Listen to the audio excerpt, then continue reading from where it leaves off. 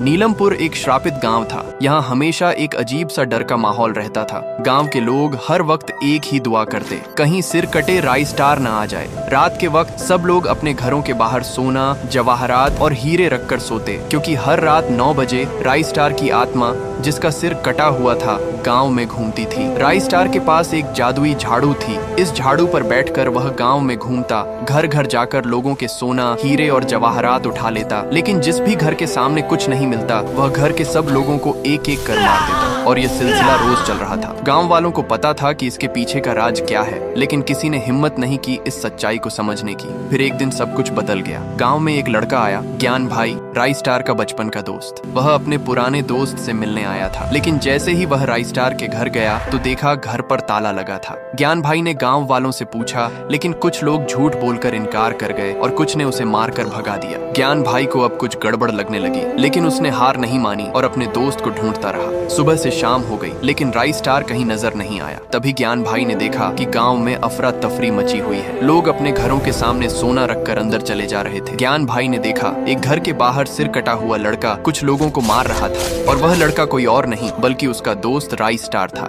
ज्ञान भाई ने जोर से पुकारा, राई स्टार, ये तुझे क्या हो गया? तेरा सिर कहाँ है? राई स्टार ने अपने पुराने दोस्त को देखकर आंसुओं के साथ पूरी कहानी बताई। कुछ साल पहले गांव बहुत गरीब था। लोग बिना खाने पानी के मर रहे थे। मैं यह सब देख नहीं सकता था, इसलिए मैंने अपने हवेली के पैसों से गांव के बच्चों के लिए स्कूल बनवाया, गांव में पानी के झरने लगवाए और गरीबों में पैसा बांटा। गांव फिर से खिल उठा। लेकिन कुछ लोग मेरे खजाने पर नजर रखने लगे। एक रात जब मैं सो रहा था, 2 लोग छुपे से आए और मेरा खजाना लूटने लगे। मैंने उन्हें देख लिया तो उन्होंने मेरा सिर मारा और मुझे बेहोश कर दिया। जब मेरी आंखें खुली तो गांव वाले मेरे आसपास खड़े थे और हाथ में हथियार था। मैंने जान की भीख मांगी, पर उन्होंने मुझे मार दिया। मेरे मरने के बाद गांव वालों ने मेरा सारा खजाना लूट लिया। तब से मैं अपना खजाना वापस ले रहा हूँ। ज्ञान भाई ने धीरे से कहा, भाई, मैं तेरा दुख समझ सकता हूँ, लेकिन लोगों की जान लेना गलत है। राई स्टार गुस्से में बोला, जब तक ये लोग मेरा सारा सोना वापस नहीं करेंगे, तब तक मैं सबको मारता रहूंगा, और अगर तू बीच में आया तो तू भी मरेगा। राई स्टार ने ज्ञान भाई को जेल में बंद कर दिया और फिर गाँव में लौटकर लोगों को मारना शुरू कर दिया। तभी वहाँ से एक बाबा गुजरे। बाबा ने ज्ञान भाई को देखा और तुरंत जादू से उसे आजाद कर दिया। तुम्हें यहाँ किसने बंद किया? बाबा ने पूछा। ज्ञान भाई ने समझाया, अभी समझाने का वक्त नहीं, हमें जल्दी राई स्टार को रोकना होगा, वरना वह सबको मार देगा। बाबा और ज्ञान भाई गांव की तरफ भागे।